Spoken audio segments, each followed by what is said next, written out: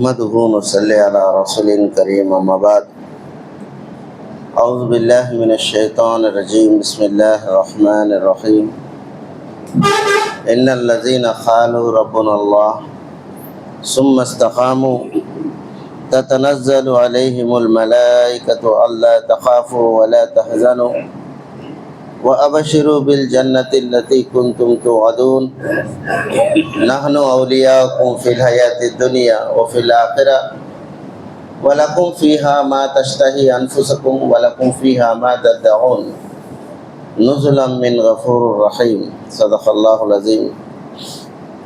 సోదరులారా, అల్లాహ్ సుబ్హానహు వ తఆలా తన దాసులకి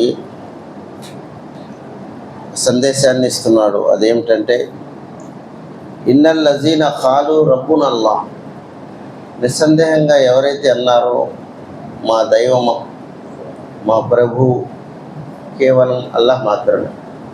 ఇదైతే మనం ఇక్కడ ఉన్న వాళ్ళందరూ అన్నాం. మనమందరం ఇక్కడ ప్రకటించే ఏమిటంటే మనం ఎవరినైతే ఆరాధిస్తున్నామో ఆయన పేరు అల్లాహ్. అల్లాహ్ సుబ్హానహు వ తఆలా అంటున్నాడు, పేరు జపించినంత మాత్రాన, చెప్పినంత మాత్రాన, అంగీకరించినంత మాత్రాన సాఫల్యం అనేది దొరకదు అంటున్నాడు. మరి ఇంకేం చేయాలి? సుమస్తఖాము, దాని మీద చివరి శ్వాస వరకు నిలకడ జీవితాన్ని గడపాలి. అల్లాహ్ని ఒప్పుకున్న తర్వాత తన జీవితం చివరి శ్వాస వరకు ఆయన చెప్పిన నీతి రీతికి కట్టుబడి ఉండాలి. దీన్ని ఏమంటారు? ఇస్తిఖామత్ అంటారు. ఇస్తిఖామత్ అంటే కట్టుబడి ఒక మాట మీద మానవుడు జీవితం గడపాలి. దాన్ని ఏమంటారు?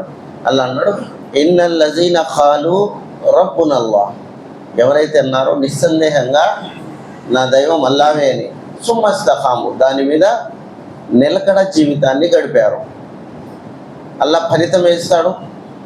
తతనజ్జలు అలైహిముల్ మలాయిక, వారిపై దైవదూతలు చేయబడతారు. ఎప్పుడైతే మానవుడు అవసాన దశలో ఉంటాడో, సకరాత్లో ఉంటాడో, ప్రాణం పోయే ఆ పరిస్థితుల్లో ఉంటాడో, అప్పుడు అల్లాహ్ సుబ్హానహు వ తఆలా అతని వైపు దైవదూతలను పంపిస్తారు. ఇహలోకంలో సంబంధం తెగిపోతుంది మంది, పరలోకంతో సంబంధం బలపడిపోతుంది.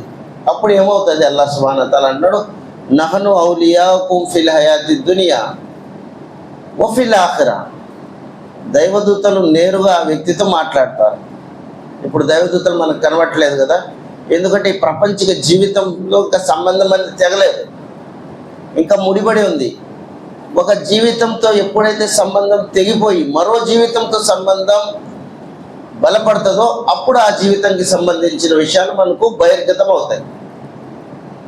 అల్లాహ్ సుబ్హానహు వ తఆలా అంటున్నాడు, ఆ జీవితం ఏదైతే మీది మొదలవుతుందో ఆ జీవితంలో తొలి దశలోనే మేము మీకు సహాయం చేస్తామన్నాడు. అదేమిటి? నహను ఔలియాకుం ఫిల్ హయాతి దునియా, వాళ్ళు దైవదూతలు వచ్చి మేము మీకు ఔలియాలు, దోస్తులు, స్నేహితులం. నహను ఔలియాకుం ఫిల్ హయాతి దునియా, ఇహలోకంలోను ఓ ఫిల్ ఆఖిరా, మరి పరలోకంలోను. వలకుం ఫీహా మా తష్తహి అన్ఫుసకుం, మీరు పరలోకంలో అల్లాహ్ సుబ్హానహు వ తఆలా ఏదైతే స్వర్గం అనే వాగ్దానం చేస్తున్నారో ఆ స్వర్గంలో మీరు తప్పకుండా ప్రవేశిస్తారు. అక్కడ ప్రవేశించిన తర్వాత మీరు కోరుకున్నదల్లా మీకు అక్కడ లభ్యమవుతుంది, మీరు ఆశించిందల్లా అది మీ సొంతమవుతుంది అంటున్నాడు. సోదరులారా, ఇక్కడ ఒక అంశం అల్లాహ్ సుబ్హానహు వ తఆలా ఏం చెప్పాడంటే, నేను మీకు సహాయం చేయాలంటే ఒక షరతు మీద మీకు మేము సహాయం చేస్తాం పరలోక జీవితం. అదేమిటి? మీరు ఈ ఐహిక జీవితంలో కేవలం నన్ను మాత్రమే ఆరాధించాలి, దీని మీద నిలకడ జీవితాన్ని గడపాలి. అచ్చా, ఆరాధన అంటే ఏంటి? కేవలం రోజా, హజ్, జకాత్ దీన్నే ఆరాధన అంటారు, లేక రంజాన్ మాసంలో, లేక జుమ్మాలో, ఇది కాదు. ఆరాధన అంటే తాఅతుల్లాహి బిమా షరహ అల్లాహు అల్సినతి రసూల్ బిస్సాహిరతి వల్ బాతిన. అల్లాహ్ సుబ్హానహు వ తఆలా దైవప్రవక్త సల్లల్లాహు అలైహి వసల్లంతో ఏ ధర్మాన్ని అయితే మాకు ఇచ్చాడో దాంట్లో రెండు విషయాలు ఉన్నాయి. ఒకటి, అల్లాహ్ను ఒక్కడే అని ఒప్పుకున్న తర్వాత దైవప్రవక్త సల్లల్లాహు అలైహి వసల్లం మీద ఏదైతే బాహ్యంగా గోప్యంగా అవతరింపజేయబడిన సిద్ధాంతాలు మరి విధేయతలు ఏవైతే ఉన్నాయో వాటన్నిటిని పాటించడమే ఇస్లాం ధర్మం. కేవలం ఒప్పుకున్నంత మాత్రమే లేదు. అల్లాహ్ సుబ్హానహు వ తఆలా ఈ సందేశాన్ని మక్కాలో ఎప్పుడైతే అల్లాహ్ సుబ్హానహు వ తఆలా ఒక విశ్వాసం గురించి చెప్పడం జరిగిందో చాలామంది ఇస్లాంని స్వీకరించిన తర్వాత ఎనలేని ఇబ్బందులు పడ్డారు. చాలామంది వాళ్ళని హీనంగా బాధ పెట్టారు. అయినా సరే వారి జీవితంలో ఈ మాట ఏదైతే పలికారో దాని మీద స్థిరతత్వాన్ని ఉన్నారు. యాసిర్ కుటుంబీకుల జీవితాన్ని మనం చూస్తున్నాం. ప్రప్రదంగా ఇస్లాం కోసం ప్రాణత్యాగం చేసిన మహిళ సుమయ్య రజియల్లాహు తఆలా. ఏ మసీద్ అయితే మన పేరు సుమయ్య అనే ఉందో ఆమె తమ చివరి శ్వాస వరకు ఈ కల్మా మీద నిక్కచ్చితత్వంతో ఉంది. తర్వాత వాళ్ళ కొడుకు యాసిర్ మరి వాళ్ళ తండ్రి ముగ్గురిని మక్కవారు ఎనలేని ఇబ్బందులు పెడుతుంటే దైవప్రవక్త సల్లల్లాహు అలైహి వసల్లం గారు అటు నుంచి వెళ్తున్నారు.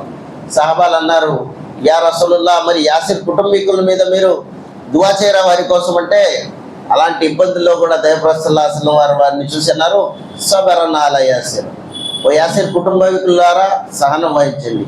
మౌఇదుకుముల్ జన్న, మీరు స్వర్గంలో అందరూ కలిసికట్టుగా వెళ్తారు. స్వర్గంలో ప్రతి వ్యక్తి ఒంటరిగా వెళ్తారు, కానీ మీరు సహనం ఓర్పు వహిస్తే కనుక కుటుంబ సమేతంగా స్వర్గంలో వెళ్తారన్నారు. సోదరులారా, ఈ శుభవార్త మానవుడు కేవలం లా ఇలాహ ఇల్లల్లాహ్ పలికినంత మాత్రమే దక్కదు. దాని మీద నిక్కచ్చితంగా జీవితం గడపాలి. దాని మీద చివరి శ్వాస వరకు మానవుడి జీవితం గడపాలి. అందుకోసం అల్లాహ్ సుబ్హానహు వ తఆలా ఈ కల్మాని ఏదైతే మనకి ఇచ్చాడో, లా ఇలాహ ఇల్లల్లాహ్ మనం చూస్తే కల్మా ఏదైతే స్టార్ట్ అవుతుందో మొదలవుతుందో దాంట్లో ఉంది లా ఇలాహ ఇల్లల్లాహ్. ఎవరు కూడా ఆరాధనకు అర్హుడు లేడు అనే పదంతో అల్లాహ్ సుబ్హానహు వ తఆలా ఈ కల్మాను మొదలవుతుంది. ఉన్నాడు అనే దాని మీద ఈ కల్మా పూర్తి అవుతుంది. లా ఇలాహ ఇల్లల్లాహ్, ఎవరు లేరు ఆరాధనకి అర్హుడు ఇల్లల్లాహ్, అల్లాహ్ మాత్రమే. కనుక సోదరులారా, మన జీవితంలో షిర్క్ అనేది ఏదైతే ఉందో, సమాధులతో లాభం పొందటం, తాయితులతో లాభం పొందడం, జందాలతో లాభం పొందటం, దైవం తప్ప ఇతరులు కూడా మాకు లాభ నష్టాలు చేస్తారనే ఈ భావన కలిగి ఉండటం, ఇది అల్లాహ్ దృష్టిలో ఏమాత్రం ఆమోదయోగ్యం లేదు. మనిషి చేసిన కర్మలన్నీ వృధా అయిపోతాయి. అల్లాహ్ సుబ్హానహు వ తఆలా అన్నాడు, ఖుల్ అఫగైరల్లాహి తఅమురూని అబుదు అయ్యుహల్ జాహిలూన్. ఓ ప్రవక్త సల్లల్లాహు అలైహి వసల్లం, మక్కా వారు మీకు సలహా ఇస్తున్నారు, ఓ ముహమ్మద్ సల్లల్లాహు అలైహి వసల్లం వారు, మీరు కూడా మా విగ్రహాలను, మా దేవి దేవతలను ఆరాధించండి. ఒక సంవత్సరం మిమ్మల్ని ఆరాధిస్తాం, మీ అల్లాహ్ను ఒక సంవత్సరం మీరు ఆరాధించండి. అల్లాహ్ అన్నాడు, అయ్యుహల్ జాహిలూన్, వీరికి ఏమాత్రం జ్ఞానం లేదు, మీరు వారికి చెప్పండి. వలఖద్ ఊహియ ఇలైక వ ఇలల్లజీన మిన్ కబ్లిక్, నా వద్దకు, నాకంటే పూర్వం వచ్చిన దైవ ప్రవక్తల వద్దకు ఒకటే సందేశం వచ్చింది. సందేశం ఏంటి? లయన అశ్రక్త, మీరు దైవంతో పాటు ఇతరులను ఎవరిని ఆరాధించకండి. లయన అశ్రక్త లయహబతన్న అమలు, ఒకవేళ అలా చేస్తే మీ కర్మలన్నీ వృధా అయిపోతాయి.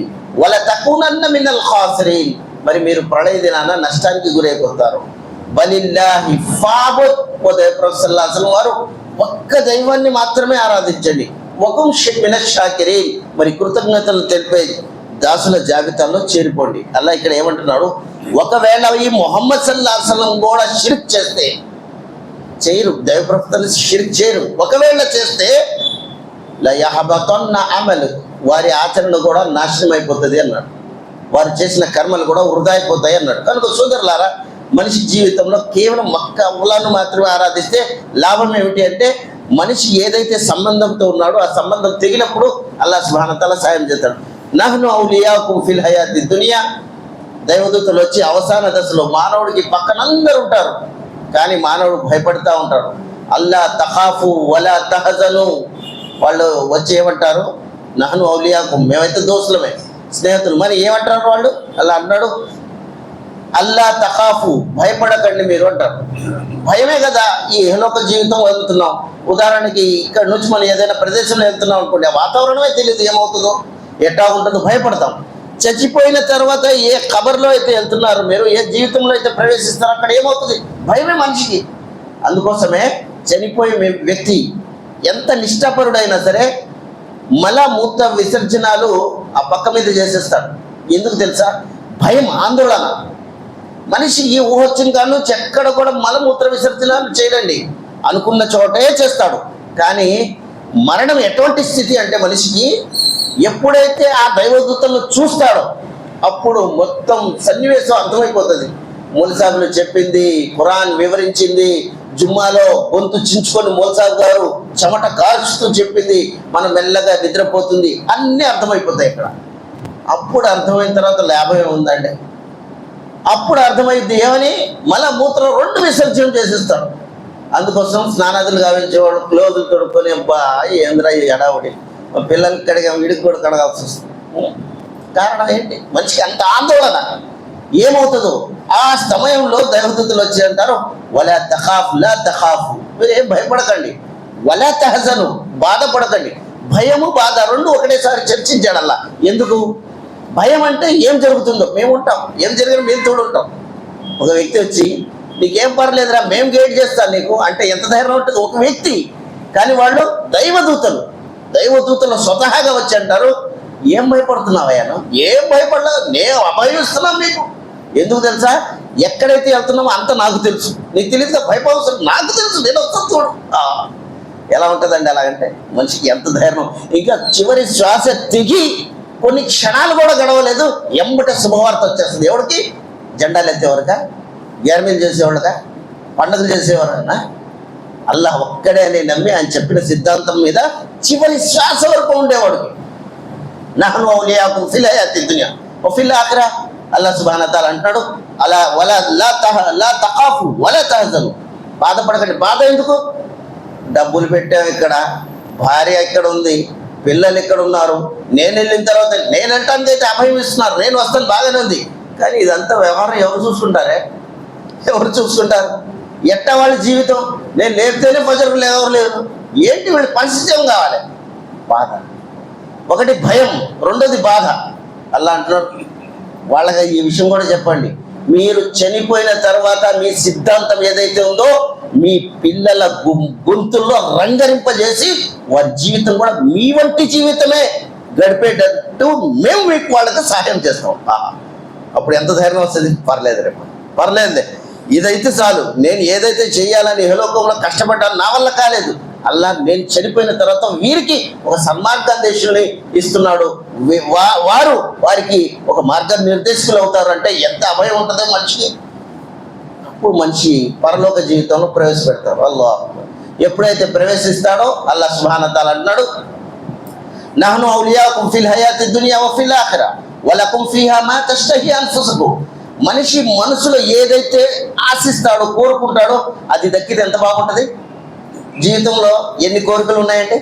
చాలా కోరికలు ఉన్నాయి. ఎప్పటికీ వ్యాధిగ్రస్తం కాకూడదు, ఎప్పటికీ యవ్వనం పోకూడదు, ఎప్పటికీ చావు రాకూడదు. కోరికలు ఉన్నాయా లేవా? తీరుతున్నాయా? అలా అంటున్నాడు, వలహుం ఫీహా మా తష్తహి అన్ఫుసుకుం. మీ మనసులో ఉన్న కోరికలు మొత్తం మేము తీరుస్తాం. కానీ ఇక్కడ తీరాము. ఇక్కడ కోరికలు తీరే ప్రదేశం కాదు. ఒక ఫకీర్ అయినా సరే అవసరాలు తీరిపోతాయండి, ఒక బాదుషా అయినా సరే కోరికలు తీరవు. ఇటువంటిది ప్రపంచం. మేము చేస్తున్నాం, కోరికల జీవితం గడిపి మొత్తం సాధించాలనుకుంటున్నాం. ఎవరికి ఏం కోరికలు తీరవండి. ఇక్కడ చాలా కోరికలు ఉంటాయి, కానీ తీరే ప్రదేశం ఒకటి ఉంది. వలకుం ఫీహా మా తష్తహి అన్ఫుసుకుం వలకుం ఫీహా మా తదౌన్. మీరు కోరిందల్లా మీదవుతుంది. ఒకటి కోరిందల్లా చేచిక్కిద్ది, కోరిందల్లా మానవుడికి హస్తగతం అయితే ఎంత ఆనందం. అలా అంటున్నాడు, ఈ 2 విషయాలు మేము అక్కడ మీకు ఇస్తాము. నుజులం మిన్ గఫూరుర్ రహీం. ఇది ఎవరి తరపు నుంచి తెలుసా? అనంత కరుణోమయుడు అపార కృపాసుడైన అల్లాహ్ తరపు నుంచి మీకు ఆతిథ్యపు ఏర్పాట్లు అంటున్నాడు. స్వర్గంలో వెళ్ళటం, ఆతిథ్యం చేయటం, ఇవన్నీ అల్లాహ్ సుబ్హానహు వ తఆలా మీకు ఏర్పాటు చేస్తాను అంటున్నాడు. కనుక సోదరులారా, నమ్మితే ఒక్క దైవాన్ని మాత్రమే నమ్మాలి. ఒక చిన్న విషయం చెప్పి నా ప్రసంగాన్ని ముగిస్తాను. హతీం బిన్ అస్దీ రహమతుల్లాహ్ అలైహి గారని ఒక మంచి నిష్ఠాపరుడు ఉండేవాడండి. ఆయన 3 ఆడపిల్లలు. హజ్కి వెళ్తున్నారు. ఆయన వెళ్ళేటప్పుడు ఏం చేశారంటే పెద్ద కూతురికి కొన్ని నాణ్యాలు ఇచ్చారు, బంగారం నాణ్యాలు. అమ్మ పెట్టమ్మా, వచ్చేసరికి ఎంత అవుతుందో టైమో ఖర్చు పెట్టుకోండి అని. అయితే పెద్ద కూతురు ఆ సంచి బరువు చూసి అన్నది, నాన్నగారు మీరు వెళ్ళి వచ్చేసరికి ఈ పైకం సరిపోదండి అన్నది. చిన్న కూతురు అంది, నాన్నగారు అల్లా దర్బార్కి వెళ్తున్నారు, హజ్కి వెళ్తున్నారు, ఎల్లని ఎందుకు ఇబ్బంది పెడతావు, ఉన్నాయేవో ఇచ్చారు, అల్లా ఇందులో మేలిస్తాడులే అన్నారు. అనగానే ఇంకా మాట్లాడలేదు పెద్దమ్మ అక్క. సరే పోనీలే అని ఆయన గారు వెళ్ళిపోయాడు. వెళ్ళిపోయినా కొన్ని నెలలకే ఆ డబ్బు అయిపోయింది. ఇక రాత్రి ఇషా అంతవరకే ఆ భోజనం ఉంది. ఇక పొద్దున లేస్తే ఉత్తి కడుపుతో లేవడాల్సిందే. ఆకలి బాధలు అక్కడి నుంచి స్టార్ట్ అయిపోతాయి. సరే ఆమె పడుకుంది. పడుకునే సందర్భంలో చిన్న పాప ఏదైతే ఉందో అక్క అంటుంది, అమ్మ అప్పుడే నాన్నగారు డబ్బులు ఇచ్చినప్పుడు నేను చెప్పాను, చెప్పేటప్పుడు నువ్వేమో చెప్పావు, లేదమ్మా లేదక్క నాన్నగారు అక్కడికి వెళ్తున్నారుగా కానీలే అన్నావు, కానీ చూడు ఇవాళ రాత్రి భోజనం తప్ప మన ఇంట్లో ఏమి లేదు అంటే ఆమె ఏమంటుంది, అల్లా పస్తులు లేపుతాడేమో కానీ పస్తులు పడుకోబెట్టాడు అక్క, తప్పకుండా సాయం అవుతుంది అన్నాడు. చూడండి, ఆకలితో లెగుస్తామేమో కానీ మేము ఉదయం మళ్ళీ ఆకలితో పడుకోము, నాకు అల్లా మీద అలాంటి నమ్మకం ఉంది అన్నాడు. మనకు నమ్మకం ఉందా? సరే లెగిశారు, ఉదయం నమాజ్ చేసుకున్నారు, కూర్చుని ఉన్నారు. అంతలో తలుపు తట్టిన శబ్దం వచ్చింది. వెళ్ళి చూస్తే ఏముంది, ఆ ఒక ప్రాంతంలోని బాద్షా గారు ఒక ప్రాంతంలోకి వెళ్ళి యుద్ధం చేసి వస్తున్నాడు. మార్గ మధ్యలో ఆయనకి ఆ ఇంటి దగ్గరికి వచ్చేసరికి దాహం వేసింది. అడిగారు, అయ్యా దాహం వేసింది నీళ్ళు తీసుకురండి అంటే, ఏదో ఉత్సాహంతో వస్తున్నాం బాద్షా గారు, నీళ్ళు మర్చిపోయి వచ్చామన్నారు. నీళ్ళు మర్చిపోవటం ఏంటయ్యా, ఇక్కడ చుట్టుపక్కల ఎక్కడ ఉన్నాయి చూడండి అంటే, హతీం బిన్ అజ్దీ రహమతుల్లా అలీ గారి ఇల్లు ఒక్కటే ఉందండి ఇక్కడ, అక్కడ ఇంటి దగ్గరే మనం ఆగామన్నారు. సరే నేను విన్నాను ఆయన హజ్కి వెళ్ళాడని. అవునండి హజ్కి వెళ్ళాడు, ఇంట్లో పిల్లలు ఉన్నారంటే సరే తీసుకురండి అన్నారు. అదే తలుపు తట్టారు. ఏం కావాలంటే, బాద్షా గారు మీ ఇంటి గుడుము మీదే ఉన్నారు, ఏం కావాలంటే ఇంట్లో నీళ్లు కావాలి, నీళ్లు తీసుకెళ్ళి ఇచ్చారు. తాగిన తర్వాత ఆయన అన్నాడు, ధనగర ఖజాంచి ఎవరైతే భటుడు ఉన్నాడో ఆయనకి పిలిచాడు. పిలిచి నీ దగ్గర డబ్బు ఎంత ఉందన్నాడు. ఒక బంగారం నాణ్యాలు సంచి ఉందండి అన్నాడు. ఆ ఇంటి వరండాలో ఇసిరేసి నా వెనక మీరు రండి అన్నారు. నా వెనక మీరు రండి, ఆ ఇంటి వసరాలు వేసేయండి, అది ఆ సంచి బంగారం నాణ్యాల సంచి అన్నారు. ఆ సంచి వేయంగానే ఒక పెద్ద శబ్దం వచ్చింది, బంగారం నాణ్యాల శబ్దం. పిల్లలందరూ లోనోళ్ళు బయటకు వచ్చారు.